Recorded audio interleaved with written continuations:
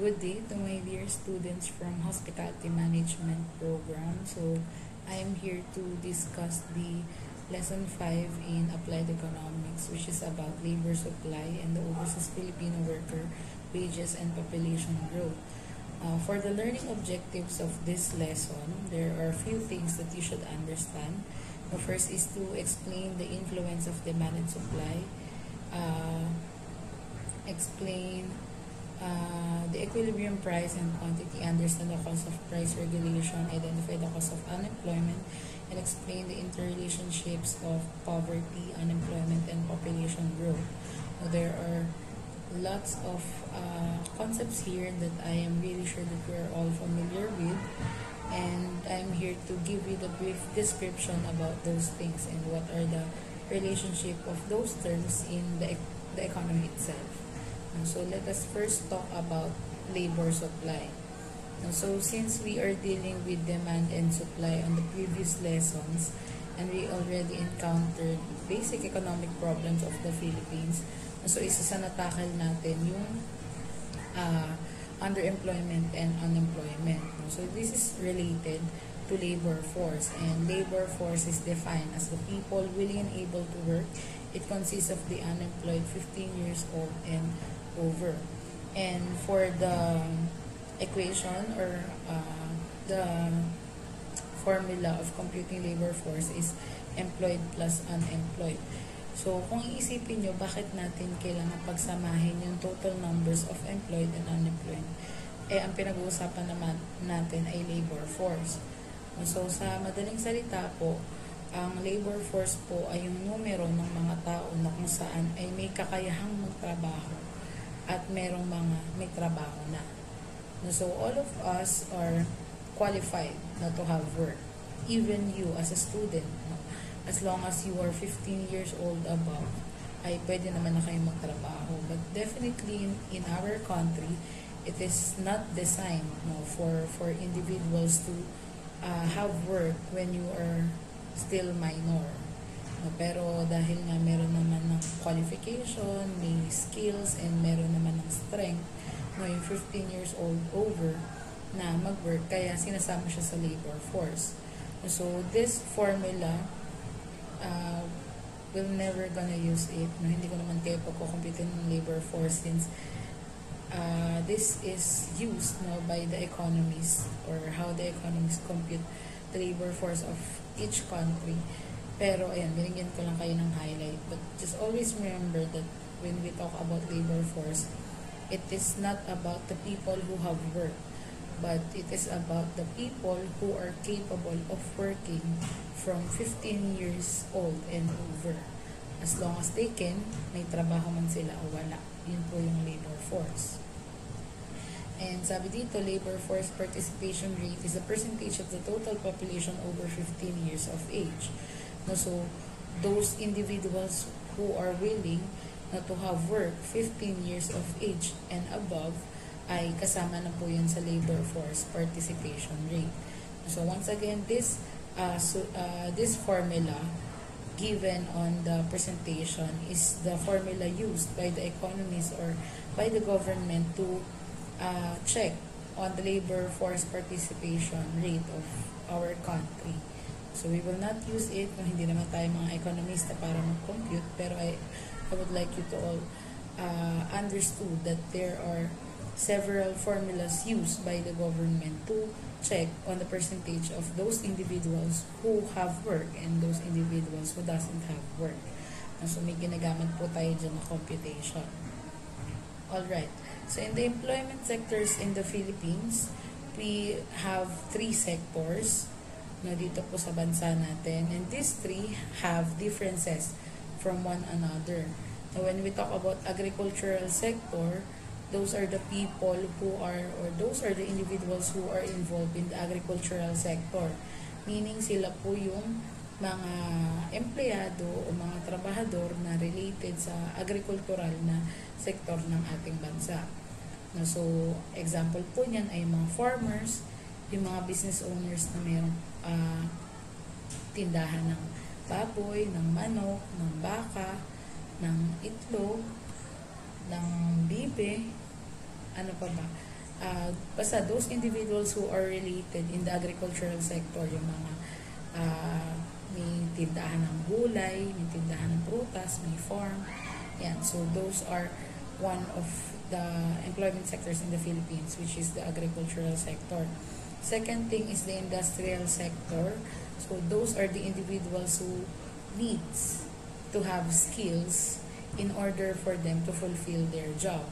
Now, dito po sa industrial sector, we can consider them as blue-collar jobs. So, ibig sabihin ng blue-collar job ay sila yung mga individuals na skillful even if they do not have college degree. So, as example of industrial sector, pwede po dyan yung mga welders, carpenters, painters, yung mga tubero. Yan. So, those individuals doesn't need to have college degree, but they have or they possess a skill that could easily benefit the needs of the people. So, yun yung industrial sector. And lastly, sa employment sector is yung service sector. So, sa service sector naman, those are the individuals who belong to the white-collar job. Yun naman yung mga individuals na need ng qualification, meaning meron na sila dapat na mga degree for them to be able to fulfill their job. For example, yung mga teachers, doctors, engineers, architecture, or architect, sino pa ba? Basta, yung mga individuals na kinakailangan na nila ng college degree for them to be able to do their work. So, dito sa atin sa bansa natin, nahahati lang siya sa tatlo. Pero sa ibang mga bansa pa, may iba pang sektor ng employment sa kanila. But the well-known sectors in our country is agricultural, industrial, and service sector only. So those are the difference of the three. Next thing that you should understand is the categories of workers. So, ang mga tao kasi, mga anak, ay iba't iba ang category as workers. No, kung mapapasok kayo sa isang negosyo or sa isang industry or sa isang organization, may maririnig kayo ng mga term na full-time, part-time, casual, meron pang mga under provisions, ganyan. So, those are the classifications. But then again, sa categories of workers, this thing only focus on how the individuals earn money. So, first category is wage and salary. So, they are classified as those who works for private household, private establishment, and other agency. So, wage and salary, or the workers belong in wage and salary, have cut-offs. Nakaka-experience sila ng cut-offs, meaning, pwedeng, may sahod talaga sila by monthly, yung may assurance na meron silang sweldo because they work in a private sector, they work in a private establishment, or maybe they work in the government. So, meron silang inaasahang sweldo lagi, and that is called wage and salary. Next is self-employed workers. Sabi dito, an individual who works for himself instead of working for an employer. So, alam niyo na siguro yung konsepto ng self-employed. So, those are the individuals who have their own ways on how they will earn money without being employed to another institution. May mga kumikita mag-isa, yun po yung self-employed. Next is employers in own family business. Now, for example naman itong employers in own family business ay, kunwari, may-ari kayo ng isang retail shop. No, tapos, kayo ay graduate ng BSBA. So, imbis na mag-hire yung nanay nyo ng payroll, mag-hire yung nanay nyo ng manager, kayo na lang yung hinire. Tapos, kayo yung sinasweldohan. Pero dahil kayo ay parte ng negosyo, empleyado kayo, pero kayo ay may-ari. So, gano'n naman yung employers in own family business. And lastly is the unpaid family workers. Sabi dito, an individual who works for his family without pay. So, napagbantay ka ng tindahan, wala ka namang bayad doon, di ba? O kaya naman, tindera yung nanay mo sa palengke, tapos sinabi niya na ikaw na magbantay dun sa pwesto natin kasi nilakad ako bukas. So, definitely you do not have salary with that or wage dahil nautusan ka lang. So, it is just an easy concept to understand. So, once again, categories of the workers are wage and salary, self-employed workers, employers in own family business, and unpaid family workers. Next thing that you should understand is the classification of workers.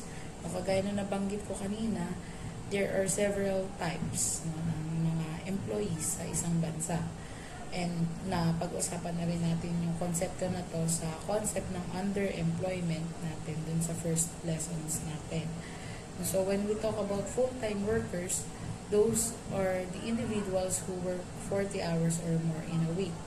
So ibig sabihin yan, meron ka talagang commitment sa isang trabaho kasi nagtatrabaho ka ng 8 days per day or more.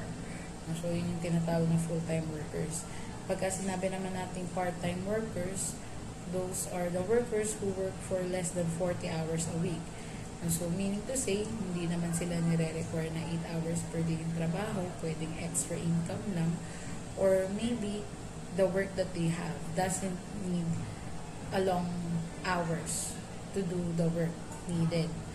So, part-timer ka, VA ka, or nasa customer service company ka na on the call lang yung kailangan mong gawing trabaho. So, hindi naman required na walang oras kang nagsasalita sa call, diba? So, pwedeng 2 hours lang, pwedeng 3 hours lang, and meron ka ng earnings with that. And so, once again, the difference between full-time and part-time is the time or the hours worked per week. Kapag 40 hours or more in a week, they are considered full-time. Kapag naman part-time, they work less than 40 hours a week. So, that is the difference between the two. Okay. So, when we talk about labor, most especially sa isang bansa, meron tayong konsepto na tinatawag na labor surplus and labor shortage. So, this is a status or condition of the labor in each country. When we talk about surplus, syempre sa Tagalog po ng surplus ay sobra at ang Tagalog ng shortage ay kulang. So, there are many instances, most especially for those developed countries who experience this kind of statuses. Maybe they experience both depending on the sector na kinakailangan ng trabaho or maybe they just experience one. Now, so when we talk about labor surplus, sabi dito, an economic condition in which the supply of labor is greater than the demand for labor. So, ibig sabihin na ang labor surplus ay mas marami yung tao kaysa dun sa trabaho na hinihingi. Now, for example, isang maliit na school, 3 lang yung section. Probably, you just need 3 to 5 teachers. Kasi konti lang naman yung section, 3 lang. Pero ang teachers na meron kayo ay 15. No, so, may tuturin na natin na labor surplus yun. Kasi, you just need 5 teachers, yet you have 15 teachers. May mga sobrang mga teachers na hindi ka na sigurado kung kinakailangan pa talaga sa trabaho. And this economic condition is very hard to handle. No, kasi ang pinaka magiging matter na pinag-uusapan natin sa labor surplus is how will you give the people the wage or salary they want kung wala ka naman ang ma-offer na work. Kasi nga, hindi naman kailangan masyadong trabahador. So, sa bansa natin, we do not experience labor surplus in all of the sectors discussed earlier. Pero, may mga mangilan-ngilan sa sektor ng employment natin na may surplus. Like, for example, sobrang daming graduates ng education on the year 2014. Yet, hindi naman lahat ay na-hire as teacher. Napunta sila sa ibang industry dahil wala na masyadong availability or vacancy sa teaching or sa academe kasi nga sobrang dami ng graduates ng EDUC noong 2014. So, may mga ganong experiences. Then again, it is just one work. Pero, may mga ilan pa rin ng mga trabaho sa Pilipinas na naka-experience tayo ng shortage. So, since nabanggit ko na yung term na shortage, sabi naman dito, the labor shortage is an economic condition in which supply of labor is less than the demand for labor. Mas mataas ang pangangailangan sa tao dahil marami ang bakanting trabaho. So, sa labor shortage, yung konsepto nito is sobrang daming workload, sobrang daming dapat gawin, yet kulang sa tao. Yun yung labor shortage. And once again, we experience this thing dahil ang konsepto ng labor sa atin sa Pilipinas, if you do not earn more than you deserve, people resign. And the tendencies of those individuals who resign ay maghanap ng trabaho, hindi man dito sa bansa natin, pero most probably sa ibang bansa. Kasi nga nakakita sila ng less opportunities dito, mas marami pagkakataon sa ibang bansa, nagkakaroon ng kakulangan sa atin kasi pumili pa naman sila abroad. So, yun naman yung labor shortage. Yan. So, those two are the statuses of labor. Labor surplus, sobra yung mga manggagawa. Labor shortage, kulang yung mga manggagawa or kulang yung mga empleyado. Okay. So, sabi dito, what can be done to reduce surplus of workers? And so, for those countries who experience labor surplus, these are the things that they do, or these are the things that they can do. And so, first is encourage early retirement by offering early retirement package or incentives. And so, sa atin kasi, sa bansa natin, ang retirement age ay 60. So, 60 to 65 is yun yung range na pwedeng mag-retire na sa atin. Yung konsepto ng early retirement, iilan lang yung gumagawa. Kasi nga, may finufulfill sila ng mga premiums na gusto nilang makuha sa SSS, sa GSIS. So, para yung pension nila ay buo. Kaya binubuo nila hanggang 60 or 65 hanggat kaya pa nila. Pero may mga bansa na 40 years old pa lang nag-o-offer na ng early retirement package. Ang dahilan doon kung bakit nag-o-offer sila ng ganun pakabata, di ba, 40s. Kaya mo pa rin naman magtrabaho kapag 40s ka.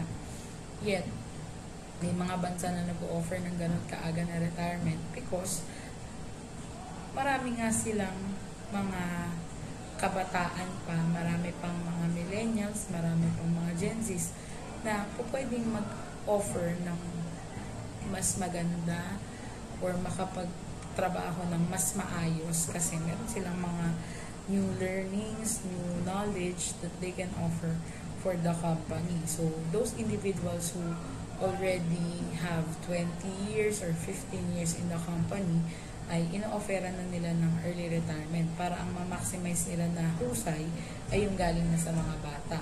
Dahil nga sa kanila ay kulang ang trabaho pero sobra ang mga empleyado. Yun yung konsepto ng surplus. And then sa freeze hiring naman, yun, hindi lang sila mag-hire ng excess na mga employees dahil nga wala naman silang sapat na trabaho na kayang ibigay dahil maraming tao na gustong mag-apply. Then, on the other hand, when we talk about the things that could be done if there is a shortage of workers, syempre, una dyan is mag-recruit. Kung may kakulangan sa tao, mag-employ or mag-recruit tayo ng mga bagong tao. Next is offering promotion package for deserving workers. No, kung meron namang mga individuals na deserve ng promotion, give them the promotion that they deserve. And the position na mababakante, pwedeng fill in na ng bago para mabigyan ng trabaho yung mga tao na or dahil nga may kakulangan tayo sa mga empleyado, pwedeng dagdagan na natin ng tao kasi nga may na-promote. Now, next is establish new program innovation to encourage workers to stay in the company. Now, para maiwasan natin yung kawalan ng tao sa industry kung saan tayo belong or sa organization kung saan tayo belong, mas mainam na ma-establish natin yung good environment para ang tendencies nun ay yung mga empleyado ay magtagal. kaysa naman yung idea na lagi kang aalisan ng mga employees.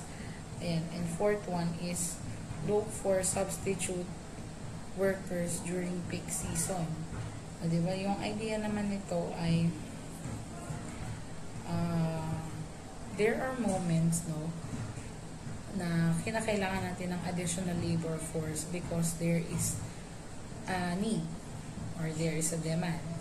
For example, tuwing Christmas season, syempre yung mga tao niyan, marami talaga yung nagsha-shopping, marami talaga yung bumibili ng mga gifts and whatsoever. And ang tendency ng mga shopping malls or retail stores ay nag-hire sila tuwing peak season ng mga additional na cashier, additional na bagman, pero they are just hired for a few months. Tuwing bare months lang. Tapos, pwede na mag-end yung contract nila after that moment. Kasi, meron nga lang needs for the certain work. Yet, hindi naman laging ganun na peak season. Kaya, kung kailan nila kinakailangan ng additional na tao, doon lang sila nag-hire. So, yun naman yung isa pang concept na pwedeng gawin kapag nakaka-experience tayo ng labor shortage sa isang institution. Okay. So, in the concept of labor force, syempre, correlated pa rin dyan yung population. Lagi nating babalikan yung konsepto ng supply and demand. There is always a demand, indefinite needs and wants of people, yet we have limited resources. And the reason why we experience labor shortage and labor surplus because of the population of a country. And so when we talk about population growth, it refers to an increase in the number of people living in a country, province, or city. And so alam niyo na yun yung konsepto ng population growth. Mas tumataas yung bilang ng tao na nakatira sa isang bansa, isang lugar, o sa isang syudad. So when we talk about population growth, there are two effects. We can consider population growth in a positive way, and we can consider population growth in a negative way, depending on the status of the country. Let us first talk about the positive effect. Mientras mas tumataas ang bilang ng tao sa isang lugar, mas tumataas ang labor market.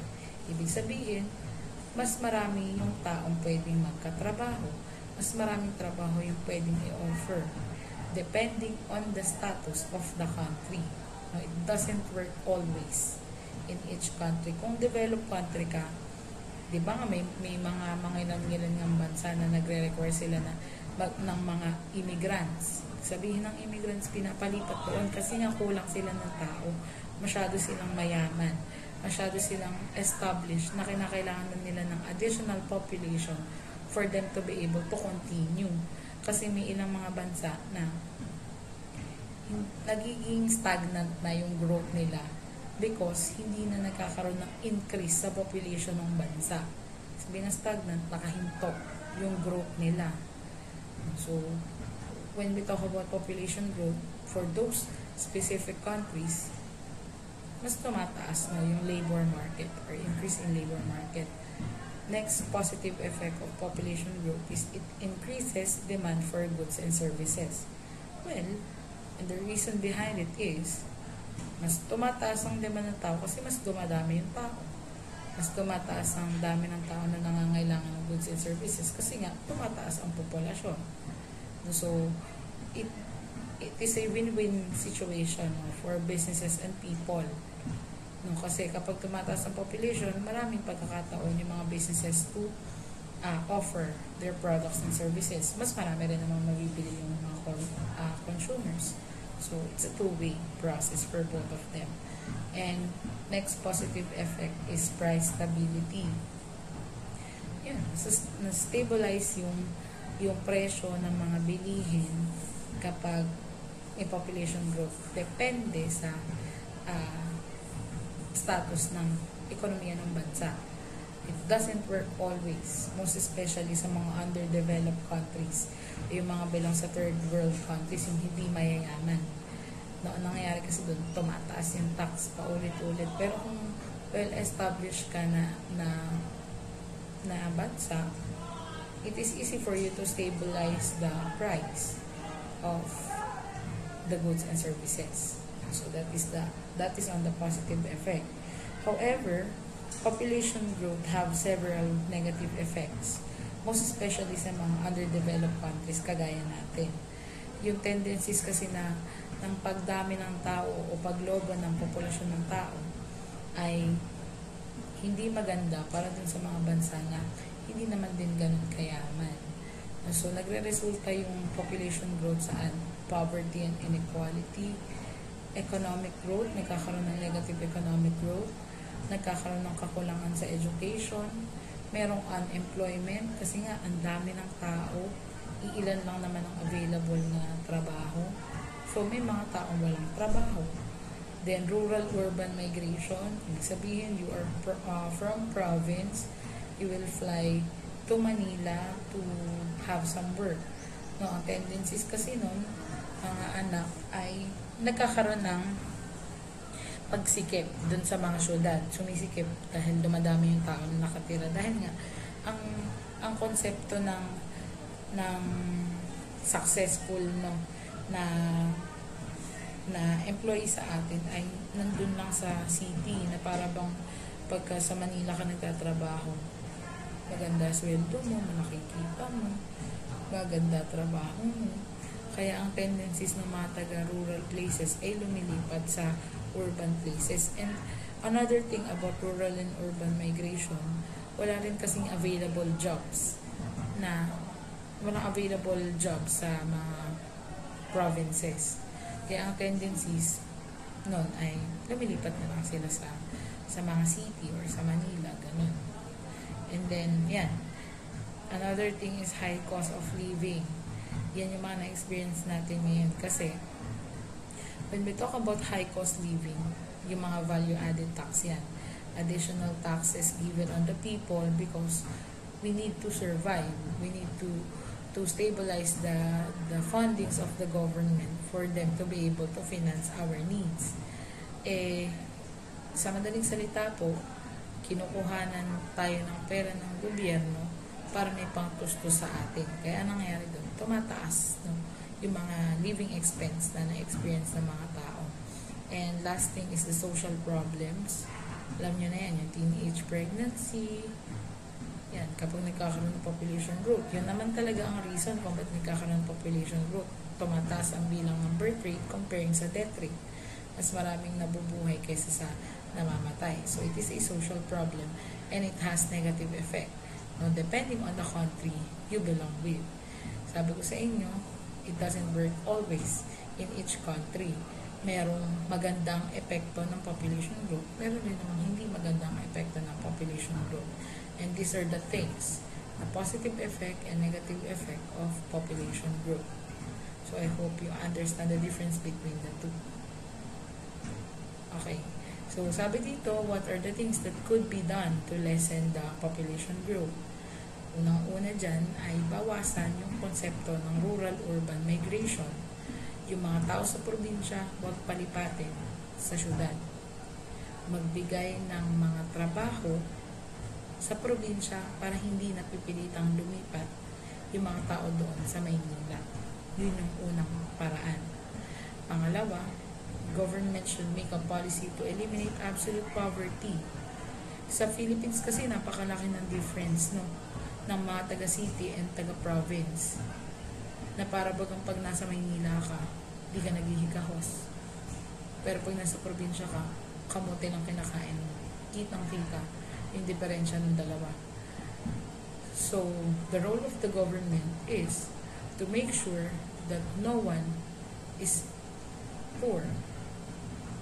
What are the things that they experience in city should be experienced also by the people who live in the province. Na kung ano yung meron sila sa Maynila, dapat meron din tayo dito sa probinsya para hindi tayo napipilitang lumipat. Yun yung mga bagay na pwedeng gawin to lessen the population growth. Okay, so nabanggit na natin kanina yung konsepto ng wage. So when we talk about wage, it is a monetary remuneration computed and paid by an employer to an employee in exchange for work done. Sa madaling salita, yun po yung pera na ibinabayad sa mga empleyado na nagtatrabaho, at yung pong wage na ito ay kinocompute depending on the hours worked by the employees. And there are lots of benefits given to the workers, or wage-related benefits given to the workers, and minimum wage, holiday pay, overtime pay, may mga leaves, vacation, parental, maternal, paternity, solo parent leave, meron tayong 13th month pay, separation pay, and retirement pay. So those wage-related benefits is implemented for the benefits of the workers working in any industries. Hindi man na ibibigay lahat, pero definitely may mga employer, may mga companies na nag-o-offer ng ganitong klaseng benefit. So just always remember, when we talk about wage, or when we talk about wage and salary, those are the computed monetary remuneration given by the employer to the employee who work or who done work for the benefit of the company they work with. Ayan, so in the concept of wage, there is a term called wage differential. Sabi dito, it refers to the differences in wage between workers with different skills in the same industry or localities, or between workers with the same skills in different industries or localities. It may also differ in different employment or occupation. So, in Tagalog, pag sinabi natin wage differential, kaibahan ng sweldo ng bawat employees even if they work the same work. For example, instructor ako sa BSU, tapos may kakilala kayong instructor sa STI. Pareho kami ng trabaho, pareho kami teacher, pero may pinagkaiba yung sweldo namin. Kahit na pareho naman kami ng ginagawa. Because we belong to different industries. We belong to different organization. Na kahit pareho lang kami ng fulfill na job, may kinaiba yung sweldo ko sa sweldo ng isang teacher. So, yun yung wage differential. And sometimes, wage differential also works for those individuals who work on the schedule that might not be normal on the end of the normal working status. For example, ang required work sa mga teachers ay 7 to 5, or ang required hours of teaching ng mga teachers ay 9 hours per day, tapos ito yung na-approve, ganyan. When we talk about wage differential, nagkakaroon sila ng kaunting additional incentives, or nagkakaroon sila ng mga honorarium dahil meron pa silang ibang mga ginagawa bukod pa dun sa kanilang specific job description or sa kanilang specific na task na dapat gawin. So, yung konsepto naman ng wage differential sa industry ninyo is maybe you will belong to different hotels, and some of you will handle same workload. For example, receptionist, yung dalawa yung kaklaseng babae. Pero yung isa sa Okada, yung isa sa Soler, magkaiba sila ng rate. Though pareho sila ng receptionist, magkaiba sila ng sweldo. So, yun yung wage differential na term. Yan, so, the factors that affect wage differential can be considered into 6 things.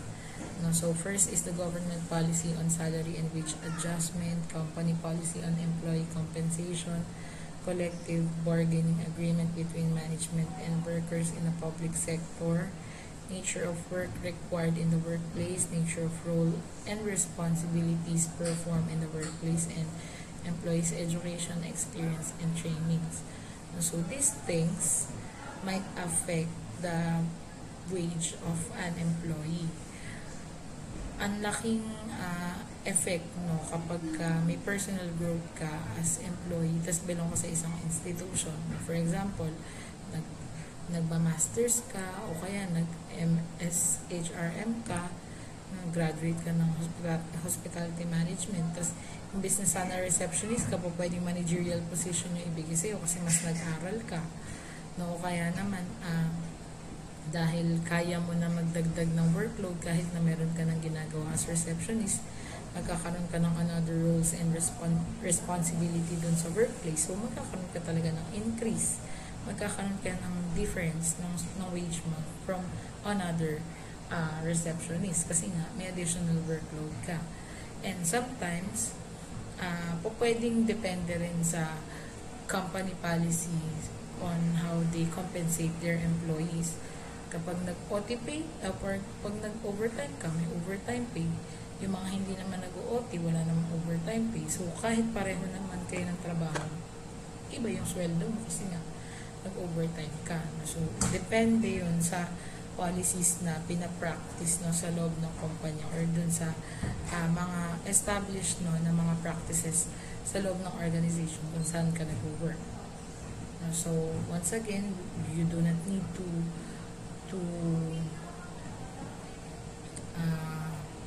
remember everything stated on these factors, but in the near future, I hope you understand that there are things that you might consider to demand with. No? Yung po pwede kang mag-demand dun sa mga employees, kasi, sa mga employers or sa company, kasi nga may mga iba ka pang mga ginagawa na po pwedeng maging reason para magkaroon ka ng increase. So, and those are these things. Yan. So, minimum wage, sobrang basic lang ng concept na to. The lowest remuneration that employers may legally pay to workers. So, ang reason kung bakit nagkakaroon ng minimum wage is we have a standard cost of living. Meaning to say, regulated ng mga government agencies yung mga gastusin ng mga tao or yung mga presyo ng mga bilihin.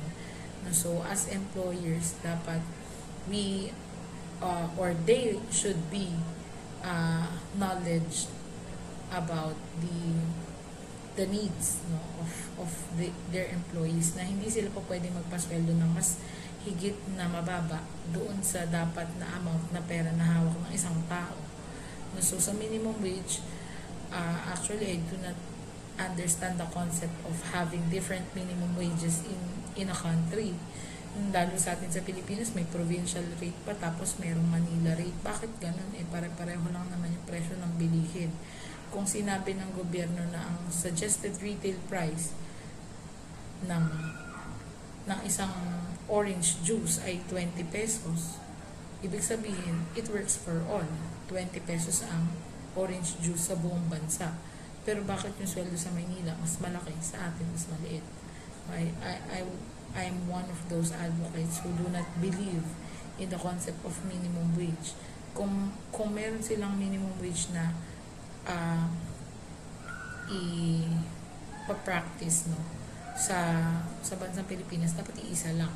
Kasi isa lang naman ang presyo ng bilihin. Hindi naman nag-iiba-iba sa kada lugar. Kung bumili ka ng betchin sa Maynila na 5 piso, dito sa Bulacan, 5 piso din naman. So, bakit yung sweldo sa atin ay mas maliit, tapos sa kanila mas malaki? No, but the concept of minimum wage is, that is the ceiling wage that could be given sa isang tao kapag siya ay nagtatrabaho. Okay. Sa advantage of minimum wage and disadvantage of minimum wage. Yan, sa advantage may 3 things. Maintaining the standard living of the wage earners. People have more money to spend for goods and services. Help the business to increase revenue from the taxes collected from the wage earners and businesses. For disadvantage, would result to termination of some workers to lessen the cost of labor. Price of goods and services will increase to cover the cost of paying higher wage to workers. Employers may shift to outsourcing. Employers may not offer additional benefits of incentives to workers due to wage increase. So, once again, there are 2 things. It could be good or it could be bad, yung pagkakaroon ng minimum wage. For some, it works. For some, it doesn't work. And these are the reasons how minimum wage works and how minimum wage doesn't work. So just read this concepts or advantage and disadvantages. Ayan, so since we are talking about labor, supply, labor force, isa rin sa konsepto na dapat nyo matutunan dito ay yung term na migration or the movement of people from one place to another. Migrate, lipat ka sa isang lugar, lipat ka or galing ka sa isang lugar, lipat ka sa isa pang lugar. And the migration have different types. It could be considered internal or international. Pag internal, nasa loob ng bansa lang. Nakatira ka sa Bulacan, lumipat ka sa Maynila, internal migration. It refers to the movement of people within one country. Nakatira ka sa Bukidnon, lumipat ka sa Cebu, internal migration yun. And when we talk about international migration, from the word international, refers to the movement of people from one country to another. Nakatira ka sa bansa, nag-migrate ka sa Canada, nakatira ka sa Pilipinas, nag-migrate ka sa Japan. So, yun yung concept ng international migration. And these things, dapat inaaral din to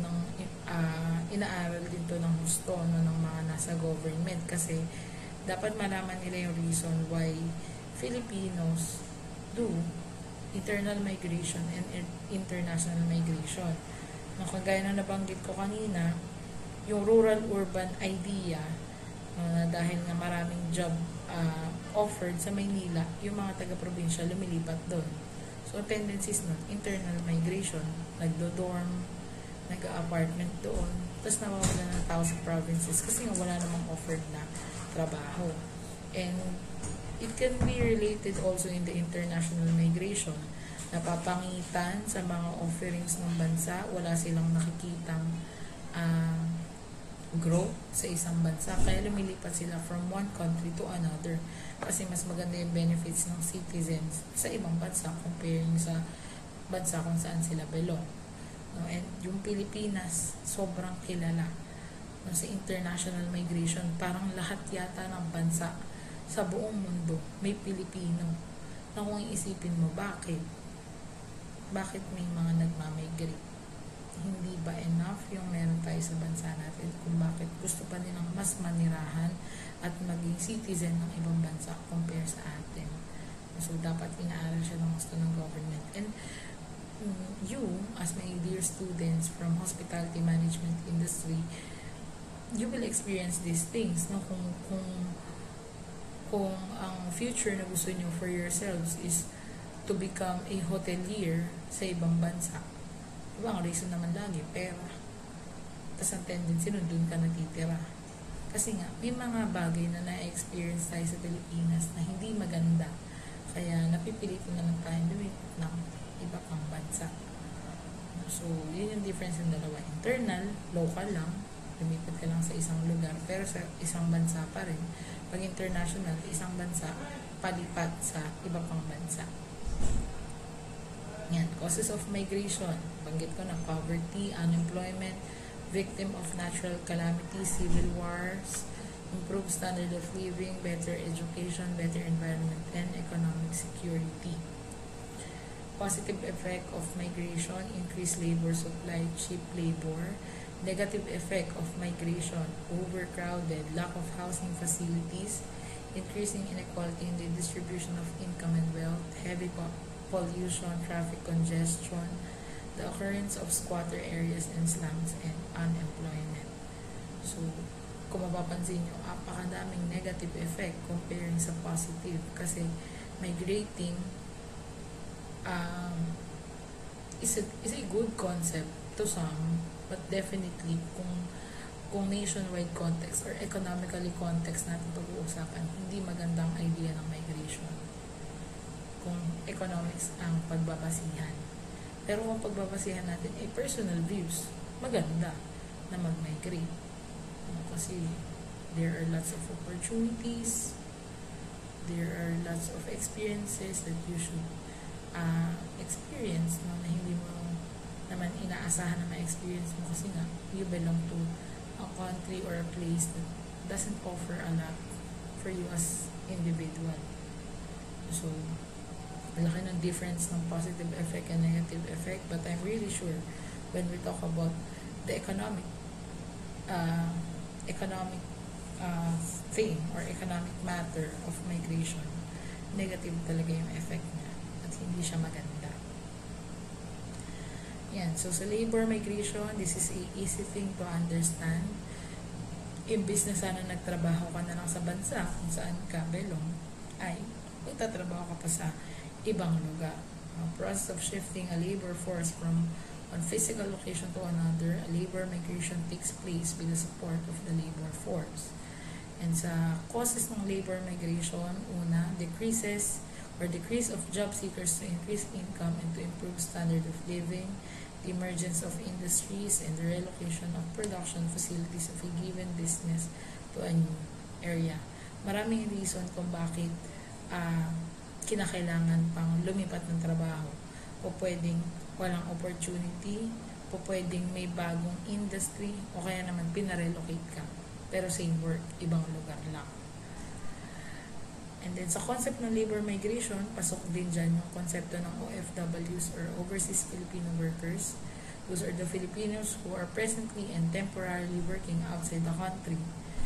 And Overseas Filipino Workers phenomenon started after martial law when the former President Ferdinand Marcos pushed the labor export policy due to massive domestic unemployment, landlessness, and growing poverty. So panahon pa po ni dating Pangulong Ferdinand Marcos na mas na-establish yung overseas Filipino workers dahil walang available job sa Pilipinas. Ang daming tao na nangangailangan ng trabaho. So ang reason or ang solution na naisip ay pagtrabahuin ng mga Pilipino sa labas ng bansa. Kaya tinawag silang overseas Filipino workers. And sa concept ng overseas Filipino workers, meron tayong tinatawag na overseas contract workers or OCWs government agency or yung mga institution or government agencies na nag-handle ng concerns and matters ng mga OFWs. So, nandyan yung National Seaman Board or NSB, Overseas Employment Development Board or OEBD, and Bureau of Employment Services or BES or BES. And the reasons behind OFW phenomenon or mga rason kung bakit nagkakaroon ng or bakit in trend no yung OFW ay syempre mataas ang unemployment rate sa Pilipinas. Pangalawa, mababa ang salary na ino-offer sa bansa natin. Pangatlo, may discrimination sa job hiring. Pang-apat ay napakataas ng tax na binabayaran ng mga employees dito sa Pilipinas comparing sa magtrabaho ka abroad. So those are the 4 reasons behind OFW phenomenon. So once again, those are the things that you should understand when we talk about labor supply and the overseas Filipino workers, wages, and population growth. We talk about labor force. We already talk about labor surplus and shortage, wage and salary, categories of workers. Pinag-usapan din natin yung different sectors in the Philippines. And then yung population growth, migration, labor migration, and also the OFW. So yun yung context ng chapter 5. Once again, these things are related on how we will turn theories into practice na pinag-aaralan natin sa applied economics. And I really do hope that you understand the discussion proper. And if you do have questions, things you wanted to clarify, you can message me or you can comment here sa video na aking i-upload. And thank you so much for listening, my dear students, and see you all.